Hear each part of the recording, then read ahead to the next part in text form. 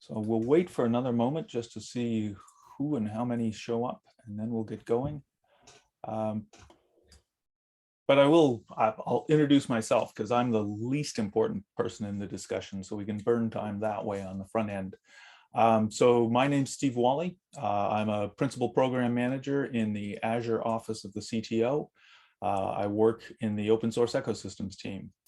And I'm also, and the reason I'm even here is because I'm the governing board chair presently for the Confidential Computing Consortium.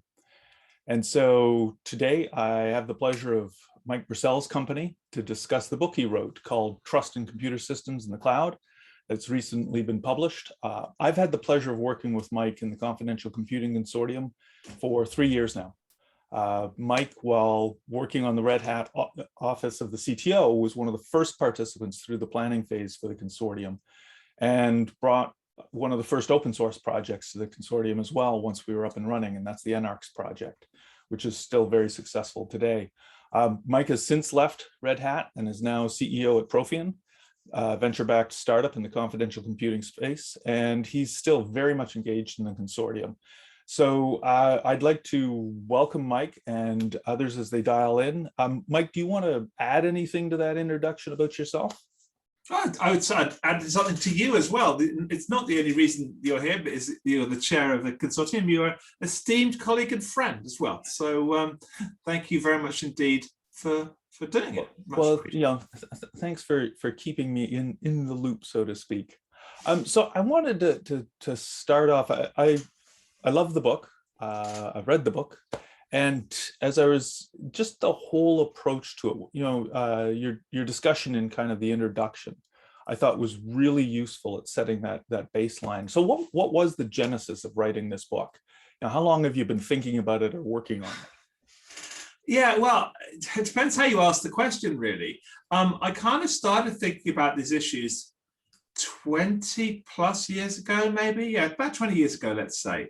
And I had been, I lost my job because someone was taken over, and I was looking at possibly doing a PhD.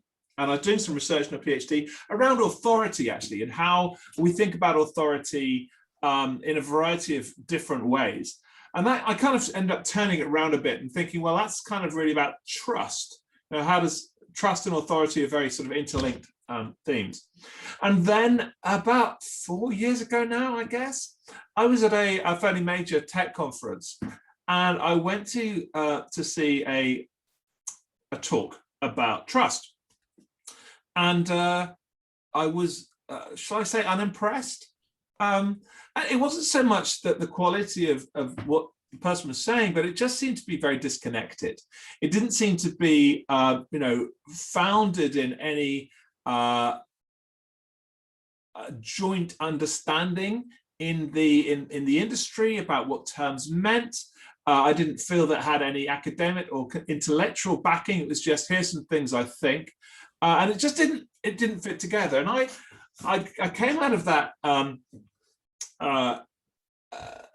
session, and I said to my my then boss, Steve Watt of Red Hat, I said, I'm going to write a book, because I thought if I say I'm going to do it to him, and he says that's cool, then it's difficult to get out of. And he said that's great, which was a bit of a problem, but great. And then I went and told another very good friend who is part of opensource.com called Jen Huger, and they both said, yeah, you should do this. So I was kind of stuck then. I had to do it, right? So that was the thinking. I was just annoyed that there wasn't it wasn't joined up thinking. Trust is used in a number of ways in the industry. You have zero trust. I will probably come back to that. You have trusted computing. You have trusted platform modules, and they didn't seem to come together. And my background is kind of weird in that I come from humanities, I guess what you call that in North America, a liberal arts background. Liberal arts background, yeah. So my degree is in English literature and theology, which is not an obvious thing, right? But it's very important to trust. Yeah, well, indeed, right? And because And authority is actually a really important thing in both of those. What are authorities? How do they fit together?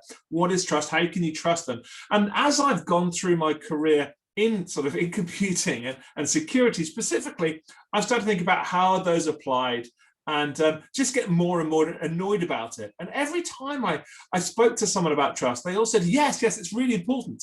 And we'd start talking about it. And clearly they thought it meant something different to what I thought.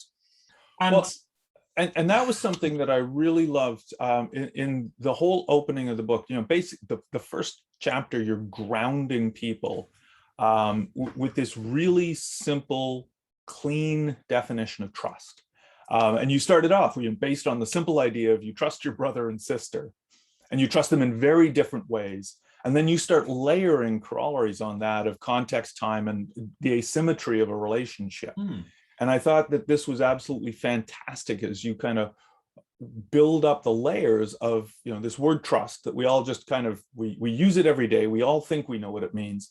And you start teasing it apart to really bring it down. So give us that beautiful one sentence description of trust, okay, if you will, and then kind of walk us up through that, the way you leveled it you layered it in the book with you trust your brother and you trust your sister kind of thing.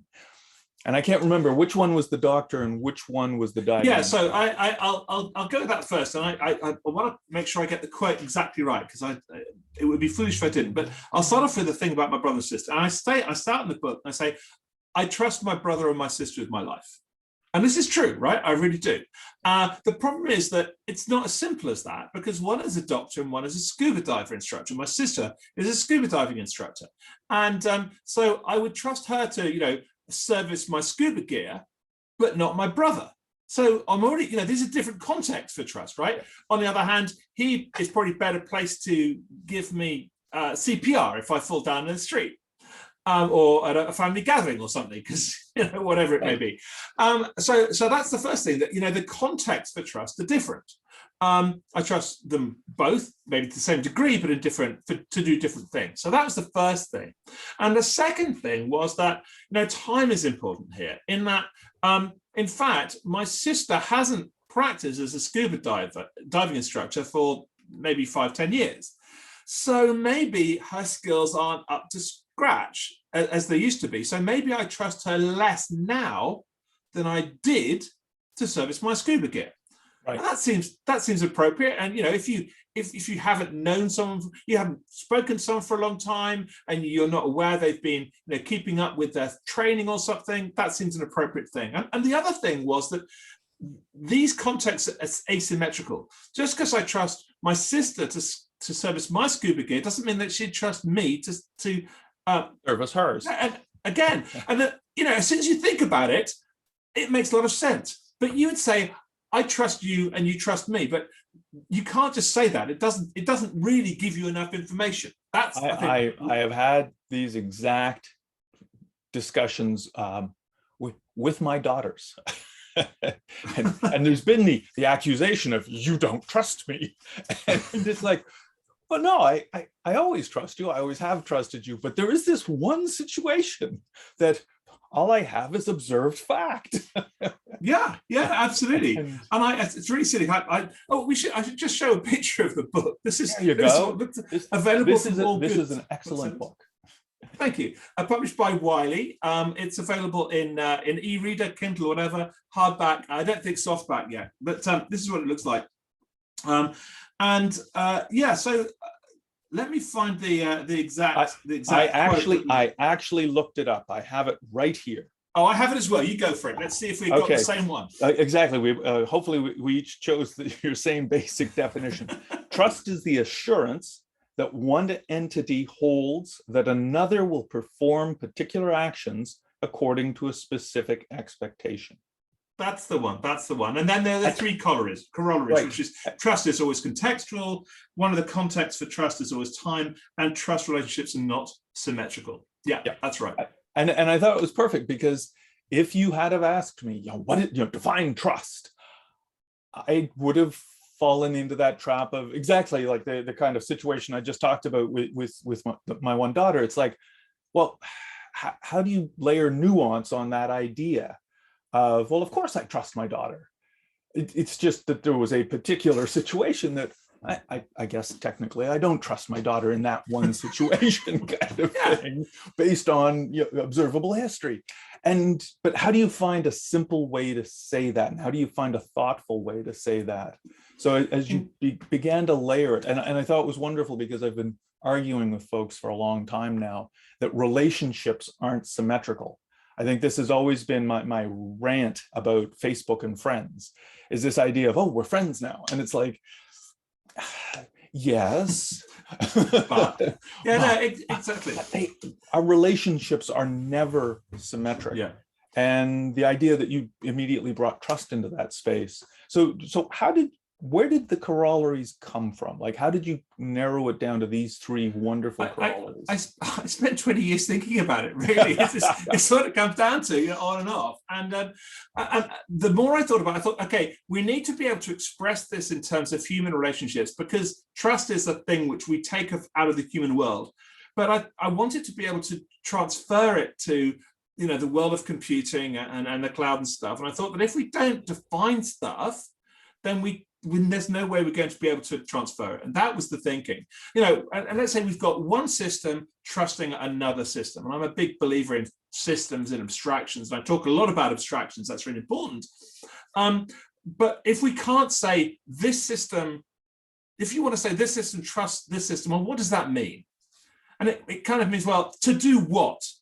Yeah. And here's the one entity, another entity, to do a particular thing in a particular way, and it trusts it this amount. And just because one system trusts another system doesn't mean the other. So one system might be providing DNS queries to the other, right? It's a nice, computer-related thing. But exactly. Just because Google will provide me with DNS queries does not mean that Google trusts me to give it the answer to DNS queries. It's clearly absurd. But if you're talking about machines in a cloud trusting each other, what does that mean? And I think the same problem arises in all of these spheres, and you can take it down all the way to the chip level or the microcode level as well. And this is one of the really interesting things. I wanted to come up with a set of ideas and a set of definitions that you can apply to those levels if you need to. Right. And I had forgotten that you had a background in the humanities, because there was looking at your definition of trust. It is a very simple sentence, but at the same time, there is a philosophical aspect to it that really does capture this is what the trust thing is, that I thought works really wonderfully, especially as you started it from that perspective of, let's talk about trust because people trust each other. And so we all know what it means, except apparently we don't. And then be able to apply it outwards into this, okay, let's start talking about systems and how other things could be seen to fit this definition of trust. I mean, one of the things I love that you tease out as well, because it's a real pet peeve of mine, is this idea of zero trust. So, you mentioned the idea of zero trust early in the book, and you step around it long enough to say, this is a very nuanced idea. And then later in chapter 5, you start drilling down into this idea of the nuance that's in there.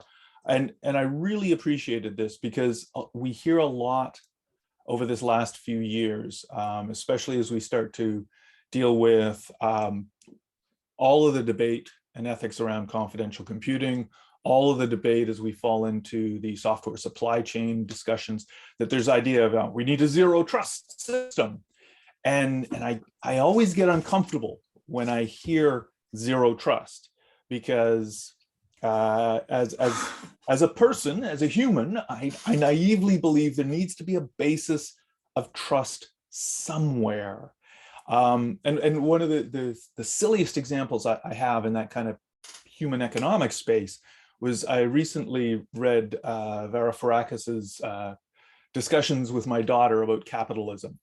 And he walks in the opening chapters, he walks into this idea that the banks just make up money. and it's like, Well, how do they do this? Well, it's because they can. Well, how can they do that? Well, because they trust, because banks are bounded by a nation state, they trust that the nation state has their back. There's that central banking authority. Well, we're getting onto a whole bunch of blockchain and cryptocurrency questions here well, as well. Exactly. We can get there in a moment, but there was still that idea of then, well, what happens at the nation state level is like, where does the money come from? Well, they make it up. And it's like, but you fall into that of realizing that it is actually our trust in the institution, and that institution's trust in the nation state institution, that there's a fundamental thing here where when you step into this idea of cryptocurrency and it's, we don't need institutions anymore, it's like, I'm pretty sure that's not true. But building out in this, you've built up a whole set of questions here that I want to answer kind of one by one. Please. I'll try anyway. So the first one is about trust in institutions, and one of the things there's been a lot of discussion about in which I try to call on in the book is ideas of trust in institutions. People like Fukuyama and Honora O'Neill, Francis Fukuyama and Honora O'Neill have done some great work around why we trust institutions, how we trust them, what we trust them for. And I talk about them as authorities. At some point, you've got to have an authority and you just trust the authority. And the reason you trust that authority may be for a variety of reasons. It may be because they have financial control, military control, whatever it may be. But that, when it comes down to it, there's probably a root of trust, and we'll probably come back to that phrase in a bit as well. But so authorities are important for whatever reason. And the other thing you talked about is zero trust. And I don't like the phrase either, because, well, two reasons. One, I think it's misleading. Secondly, the zero trust movement, which is based on some really good ideas, really well-defined ideas, has become this nebulous thing that people point at and say it's a good thing without really understanding the bits that work and the bits that don't work. And for me, I prefer to use the phrase explicit trust. We're going to be explicit about what we trust and what we don't. Yeah, and that's not as sexy as zero trust. It's not as sexy as zero trust. You're being a philosopher and not a marketer. I know. But let's if we go down to what the good things about zero trust are, right? Zero trust kind of says, if you've got two components, they should start off with the idea that they don't trust each other and then decide how much to trust each other. So there's zero trust as the basis of the start of the relationship. That's kind of the basis of zero trust. The problem is that doesn't mean it's a system with no trust, because A, they have to decide what rules to trust to build up those relationships. Right. For a very start. And then there's questions like, okay, once we've decided what rules to follow, I'm going to have to trust that this other component will behave in the way I expect it to for the foreseeable future. What I'm going to do if it doesn't. And also there's a whole bunch of other things like, okay, let's say we're going to use TLS, that cryptographic encryption to communicate with each other. Well, first of all, quite apart from setting that up or to trust it, I need to trust things like the cryptographic implementation, the cryptographic protocols, the mathematics underneath that. There's a whole bunch of things of trust, which on the whole aren't necessarily relevant for everyday discussion, but you need to think about what the bits are you trust and what bits you don't need to. And which brings me nicely, in fact, to Bitcoin and to blockchain. Because one of the things in the very original white paper is this idea that it is trustless, and it's not. Right. What it's doing is saying that we're not trusting authorities, institutional authorities, as the basis of what we're doing. We're trusting something different, which is the mathematics of hashing, the implementations of how you link all these things together, etc., etc., etc. It is not trustless, but there's one type of trust that you usually expect that we're not doing. Now that's fine, but you should be explicit about it. And I think that people who have spent a lot of time thinking about this understand that. But one of the reasons I wanted to write the book is to give us language to express that more generally, to discuss it, to be explicit about what we're being explicit about. Have a framework so we can do that. Does that make sense?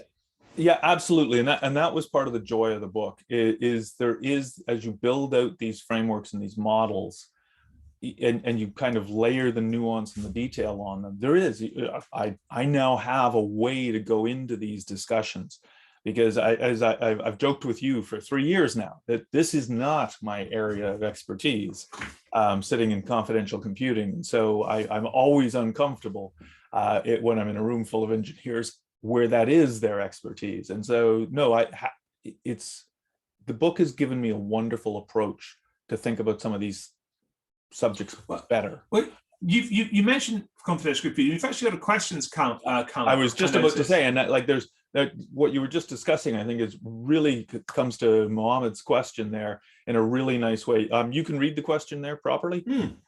Yes. Why don't you read it out and I'll take it, please? No, you please. Okay. So the question from Mohammed is: how realistic is this notion of trust from real-world complicated systems like SGX or TDX, specifically given that many parts of the system are proprietary? And the answer is, a large part of the point of the book is to say that trust is contextual, i.e., you trust things to do certain things, and is based on certain assurances. And you ask about the question of proprietariness. Well, when it comes down to it, if you're writing code to be executed, you have to trust the thing which is doing the executing of the code. Now, I would be happier if I were trusting that because it was open source, frankly. That's how I am. And I mean open source all the way down to the hardware. And there are some, open source, open hardware projects which are great. However, they are not how most people do computing at the moment. And that means that in the end, we have to come down to a root of trust, an authority. And in the case of SGX or TDX, that authority is Intel. So I have to base my trust on Intel that they have done the things they have said they have done. Now, of course, I can trust the community to test that. It's the trust but validate, which is the old Cold War thing, right? But we can't necessarily be sure without being able to see it ourselves that we've actually done all the trust we're expecting. And I'm currently reading a book called A Vulnerable System. I started reading it just yesterday, arrived yesterday, which talks about some of how this came about. People realizing that you can't be sure that you've checked everything. Just because a Tiger team finds a vulnerability doesn't mean it's found all of them. And just because it hasn't found any vulnerabilities doesn't mean that there aren't some to be found. So we can and we must trust these proprietary pieces and probe them as we can. And there's a really important part to be played here by academia, by researchers, by anyone in the commercial sphere looking at this. But when it comes down to it, you have to decide what to trust and to do what. And as I said, the more that is the more that's open source, the more opportunities we have to test. But when it comes down to it, you have to trust something. And the other thing, of course, that we're trusting is not just that the implementation is right, but they're using the crypto right, and that is stuff we can test. Right. So, when just for those people who aren't maybe au fait, particularly with confidential computing, what it is, it's about using what we call trusted execution environments, and they will take code and data and encrypt it and allow you to use it in use. So encrypt data in use, your actual application, so that bad actors or even the host that's running the host system can't look inside it. And also they attest. So they say, I can prove to you cryptographically that this trusted execution environment, in NLs we call them keeps, this trusted execution environment has been set up correctly. And so we can test the links they're doing and the certificate chain, which proves that attestation, we can test that that is correctly done. But when it comes down to it, we have to trust that the chips are doing what Intel in this case, although AMD have a version, ARM have a version coming out, IBM have a version, RISC-V have a version. We have to trust them to some degree that they're doing what they say they're doing. Great question, Mohammed, and very, very relevant to our talk. Thank you. Well, and I think it was actually there's Mohammed's continuing with his line of questioning. So why don't you follow down that thread? Thanks, yeah, sure. So I appreciate your idea of explicit trust, Mohammed says. This will give users more confidence in the design systems. Unfortunately, this is rarely the case in the examples he's given. I wouldn't pick out any particular chip vendor for this. I think it's true across the industry. How, in your opinion, could it be encouraged change? Well, trust but validate. I think when we're talking about doing confidential computing, it's not just the chip. There's the whole stack, software stack we need to be looking at. And the more of that is open source, the better. And the smaller that is, the smaller the trusted compute base is, the better as well. And the other thing is, I would love to see forums like the Confidential Computing Consortium, who are very kindly hosting this talk, encouraging its members to open source their hardware, open source their firmware, open source their microcode. I would love to see more of that. It may take a while, but we can keep our fingers crossed that we get there. Absolutely. Well, and that was something that you've got an entire chapter on open source in the book. And that I really love that, because again, that was a shift back into this idea of, philosophy in the humanities. And we are social animals at the end of the day. The entire concept of a trust relationship, we are social animals, and that's presumably an evolutionary behavioral trait that keeps us going forward. But the thing I loved in the chapter was you build up on these ideas of trust from people acting as a small, possibly singular individual maintainer, to a community of practice in that community itself. And you based it on Lave and Wenger's work, which I have not read. I keep coming up against it though, and I know I have to read it now. And then how you judge trust in the project based on things like the Linux Foundation chaos work and such. I have the good fortune right now to be teaching an open source software engineering course at Johns Hopkins University. And that's a substantial part of this course is teaching the students that just because it has a label on it, open source, doesn't mean that you can just reach into that bucket and play without considering the source. And now, I never framed any of it as an explicit trust relationship, but there's this idea of how do you judge a project? And I thought you just did a fabulous job in that chapter of bringing on stream these ideas of a framework to use as a trust judgment on a project. So what can you walk us into that a little bit? Because you also have the pleasure and privilege of running the NARCS project with a group of fellow maintainers there. That was something that you started with them. So walk us into this idea of trust and the community of practice, and then into kind of a structure of how do you judge something. Yeah, there's an entire book here, and there have been some very good books written around this. I wanted to apply some of these trust thinking ideas and frameworks to it. I think one of the first things is that when we say I trust a project, what does that mean? And the first thing is, maybe let's talk about the people I trust and to do what. And I'm stepping back from our more explicit and defined use of trust, and maybe a more fuzzy human type of trust here. But we're trusting architects and designers to design the software. We're trusting developers to implement it well. We're trusting developers to review other people's code, technical writers, testers, people to deploy it in the ways it's meant to be deployed, because we see that not happening a lot, don't we? Because if I write some code and it's brilliant, but you're running it to do something else, then that's not right. That's not going to help, because that's a contextually inappropriate, right? We are hoping that people will report bugs, will fix bugs if they come up. So there's a whole bunch of initial things about trusting particular people to do sorts of things. And, you know, people enjoy getting involved in projects. And one of the things that healthy projects do, and chaos is about measuring the vitality and health of a project, really, not about the trustworthiness, but there's an interaction here.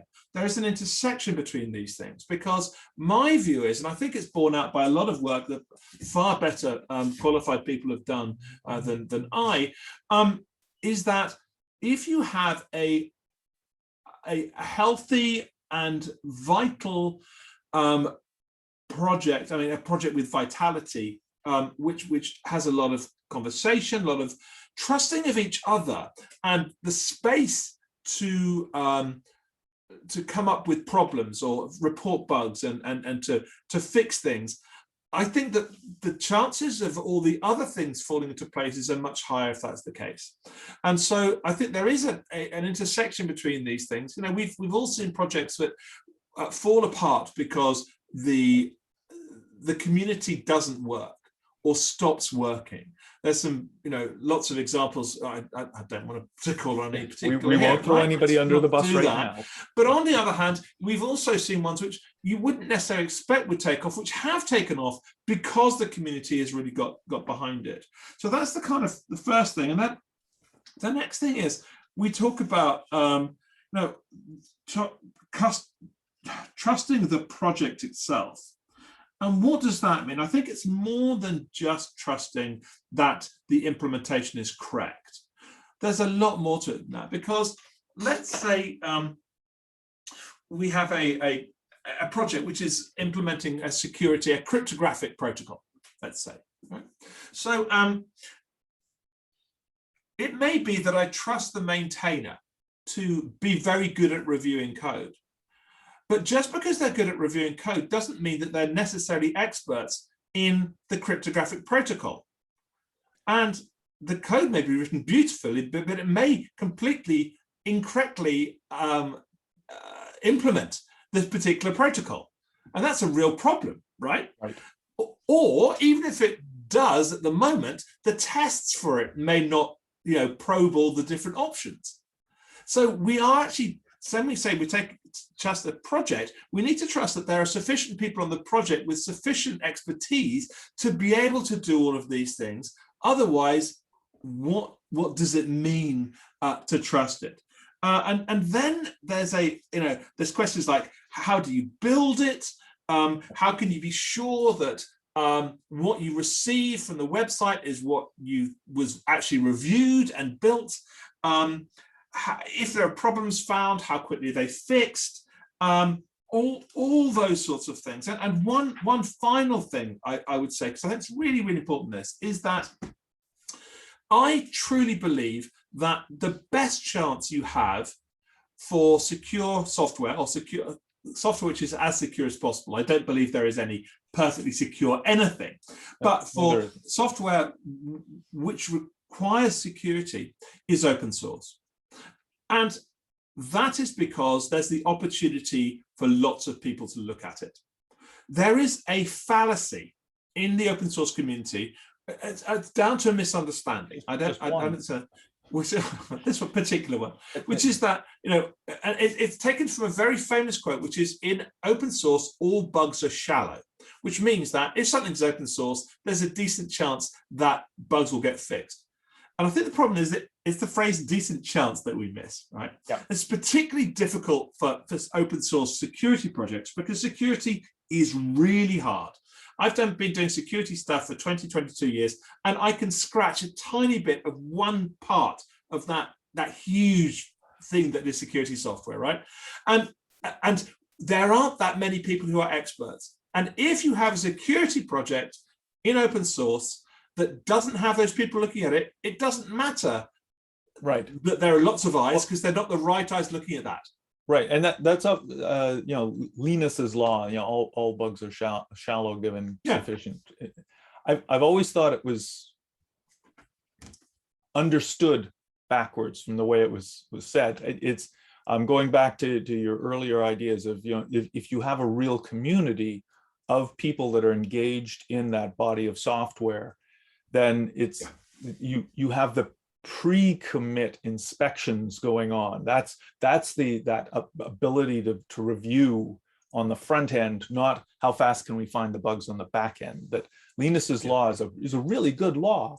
It's really about front end inspection and having that expertise in the community of people inspecting. Absolutely, and I'm going to make a plea which I've made here and elsewhere on my blog, aliceevebob.com. I'll just plug for that as well, which is that it is really important for commercial companies to commit experts to open source, and because it is the people who are experts are likely to be employed, because that's how the world works, right?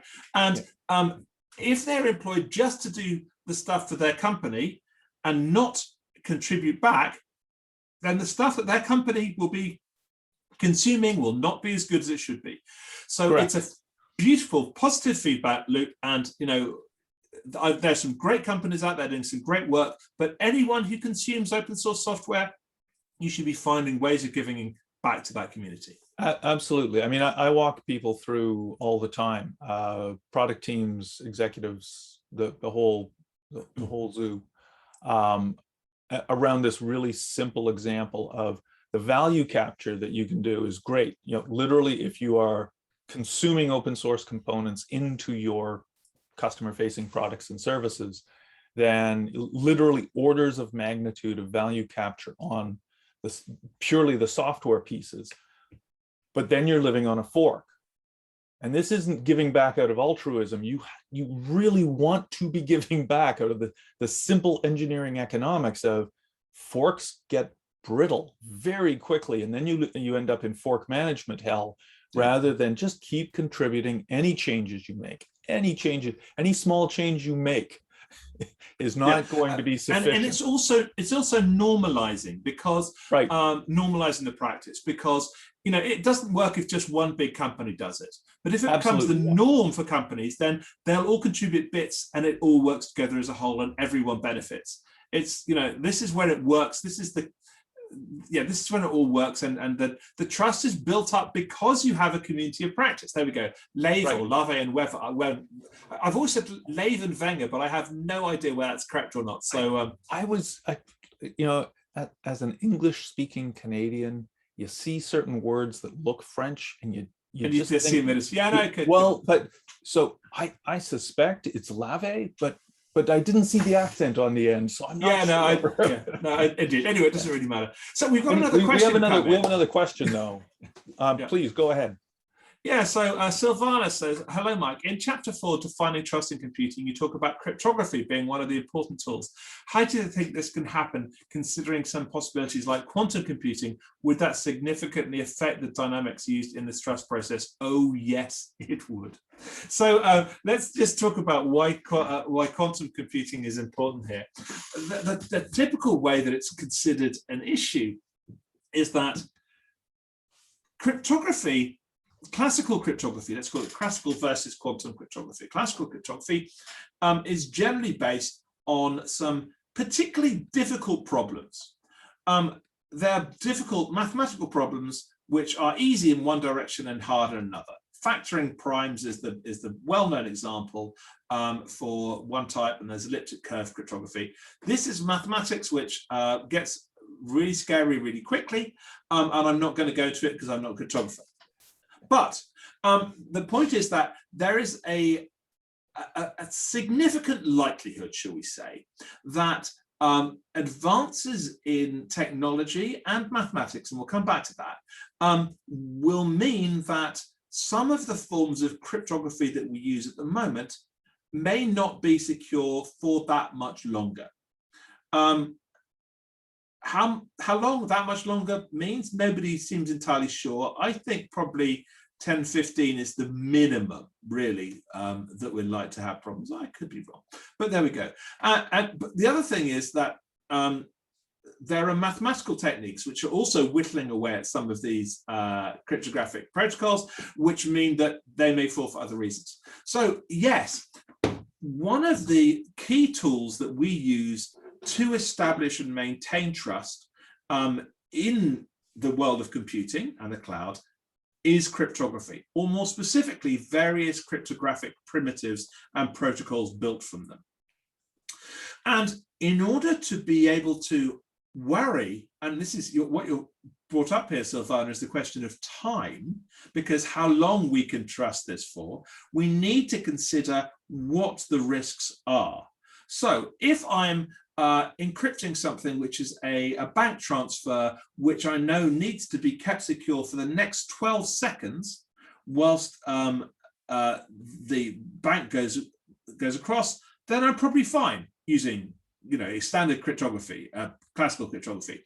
If I'm trying to encrypt something which I want to be safe for 25, 30 years, let's say the deeds for a house, or for a big company takeover maybe, then maybe I need to start worrying and thinking about other ways to protect it, maybe combining different forms of cryptography, those sorts of techniques. So cryptography is one of the building blocks, and like all building blocks, we need to consider the time context of our trust in it.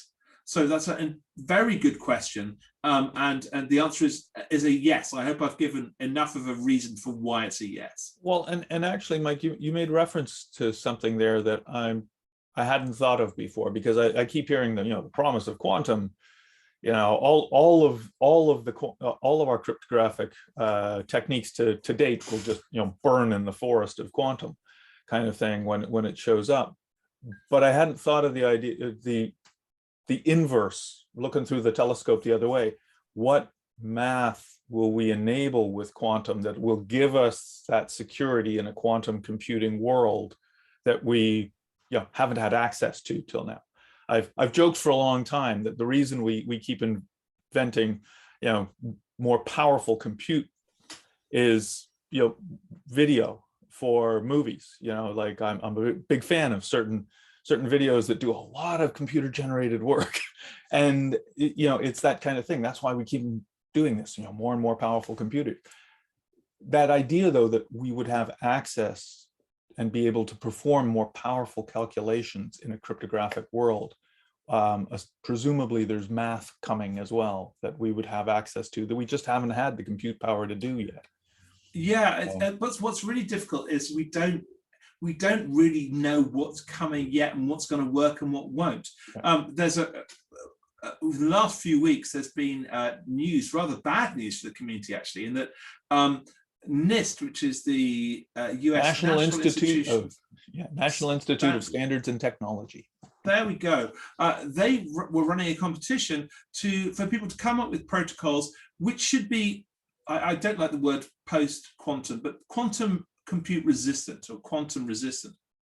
And there were three options, one of which has been shown to be insecure even to classical computing. And it's really hard. This mathematics is well beyond my ken. So we just don't know. And I think this is going to be a really interesting area. If you have the sort of expertise to do it, please do. And I'd love to hear about it. I won't understand it, but I'd love to hear about it.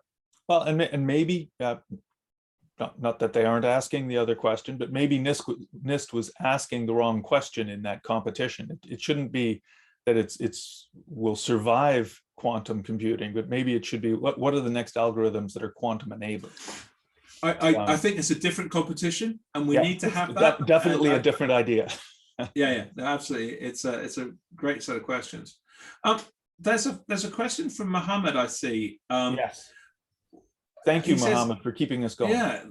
Can you summarize the key ideas and your views of cloud versus edge from trust perspective? Not without going, I think, a little bit more into where I go to with this in the book. So let's just give a bit of how I've kind of got to this stage.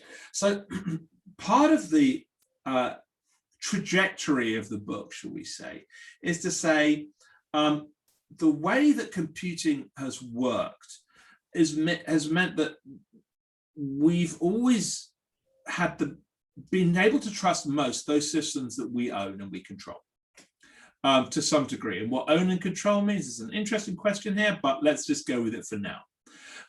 The problem is that we are, as a society, doing a different way of computing at the moment, which is great, but comes with risks that aren't talked about much.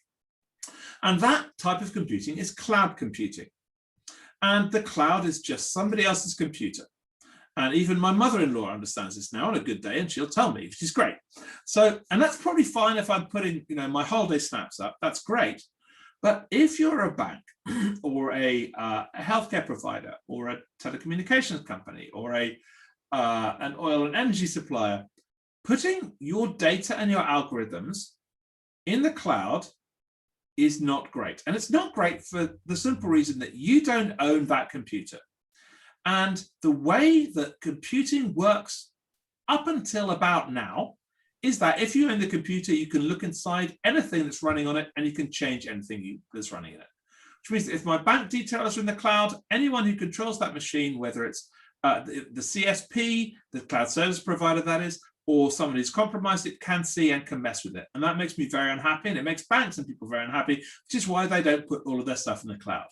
Now, confidential computing, which brings us nicely onto that, is the capability to use some very nice, is a way of using some of the nice capabilities in certain modern chips from AMD and Intel at the moment, although others are coming from ARM and IBM and RISC and people, to run your applications and keep your data in such a way that no one can look in, even if they own the machine, even if they have hypervisor access, administrator access, kernel access.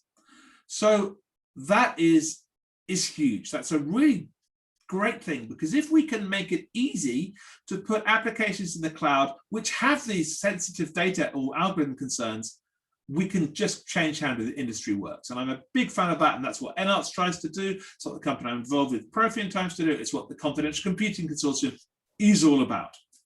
Which brings us to the question of what's the difference between the cloud and the edge? Yeah. So I think there's a number of differences. I think the key trust difference in the cloud and the edge is access. So in the cloud, you generally expect that the host machine is under the general control of a particular known provider, like a cloud service provider. So it's pretty secured from tampering, by at least physical tampering, except by employees of that company. On the edge, things look very, very different. So let's say you're putting a machine on in a stadium to do video processing, or to do up a telegraph pole to do 5G, or on a gas pipeline to provide a gateway for monitoring of IoT devices, or on an oil rig, or in a drone in a war zone. All of these are edge situations where you've got to assume that actually that machine is more vulnerable to physical tampering, possibly, in fact, to logical software tampering than it would be if it were a cloud machine, which means that you need to think harder about who you trust to do what and which parts of the machine you trust. So let's say in the cloud, you want to, and let's say you're not using confidential computing. You're going to need to trust the cloud service provider, the operating system, the hypervisor, and the hardware before you start anything. In the cloud, in the edge, you also have to trust that anyone who can access that machine can't tamper with any of those things. Yeah. So you've just got this, it's got blown up. And there are a bunch of other types of difference between the cloud and the edge, which I do touch on a bit in the book, in terms of network access and things like that, and attestation, blah, blah, blah. But I think those are probably the key aspects that I would absolutely. I mean, working for Microsoft, I've had the pleasure of one of our data center tours in the Azure world. So I know what the physical security looks like on that, and it's very impressive kind of thing going through as a guest, as a guest physically going into the data center complex. The level of security and scanning is higher than anything you'd go through going through an airport checkpoint, regardless of what you think about the theater of airport checkpoints. But the flip side is when Microsoft released the Azure Sphere device as an IoT device. I was talking to a colleague that works on that project, and they were talking about hardware ACLs. I went, pardon? The idea that an access control list concept that I've always thought of as a soft concept could be done in hardware was a surprise. But apparently, you might imagine that Microsoft learned a lot from our Xbox experience, because there were an enormous number of people that wanted to hack on the Xbox physically, and we put the device right in their living room for them to hack away. And so that idea of that physical access in the physical real world, you used a phrase really early in the book, programmatically encoded bias. And I laughed when I saw that, because the phrase is so perfect. As developers, we build models in our head of, we are modeling in software a process in the real world. It doesn't have to be a physical process, though I started my career in real time. So I was modeling the physical world. And it's amazing how fast reality smacks you up the side of the head with your bad assumptions. But I love the phrase of programmatically encoded bias, because that's a really fancy way of saying bad assumptions. Yes, but I think thanks for bringing it up, because it gives me the opportunity to make another plea, and that is for diversity, because bad assumptions aren't always things that you can see, but you may not be able to see them because of where you come from. Right. And one of the things about diversity, and I think it's important in open source, I think it's important in software, I think it's even more important in security. Diversity of thought, diversity of background, diversity of education, diversity of ability, language, all of these things. It is vitally important, because we can only code, we can only test what we can think of. And if we don't have people thinking in different ways, the people who, there's a classic line, I'd probably use it in the book as well, I think I do, is that any old fool can create a cryptographic protocol that they can't break, right? Yes. The point is that the fact you can't break it does not mean that it's not breakable. You need attackers who have different views of the world, and they will undercut your assumptions. They will look at things a different way. They will just, you made the assumption that no one would do that, or it wasn't possible, and they will just do it. And if you don't have people on your team or in your community, on your open source community, looking at that saying, what? That's not the way I think of it, you're lost. It's really important. Exactly so. Well, so we are actually coming up on time right now, and there are no other questions. So this is the last call for questions. But while we wait and see if there's any last questions coming in, how do you want to summarize this, Mike? How do you want to wrap up? Aside from, please buy the book. It's a wonderful. Show us the book again. Thank you. That sounds great. Yeah. Show us the book again. If you don't, I will. There you go. Okay. So I maybe I'll just read the last paragraph of the book, or in that, I believe that more explicit consideration of trust is an obvious next step within the field of computer systems, and that we have to do it. I believe passionately that risk and security and trust all fit together, and we need to talk about it. And this is not a perfect book. I already, the stuff I want to put in for the second edition, all that sort of stuff, if it ever happens, but it aims to provide a framework for us to discuss these issues. And if nothing else, I hope people look at it and say, this is wrong. Let's talk about it in a different way. That would be great as far as I'm concerned. Thank you so much, Steve. I really appreciate it. And everyone who's asked questions, some great questions, really good. Thank you. And to the CCC, Confidential Computing Consortium, Linux Foundation, for hosting us. Well, and I just wanted to thanks for the time today, Mike. This has been great. Helen, can I ask you to take control and start wrapping us up, please? Kick us all out. Oh yes, and go to Enox. Yes. Dev, and you can get a chance to win the book. If you star the GitHub project, you have a chance to win a copy of the book for free. You're being a GitHub star whore right now. Wow. Or go to aliceevebob.com and I'm giving one away there as well. So yeah, come along. Thank you very much indeed.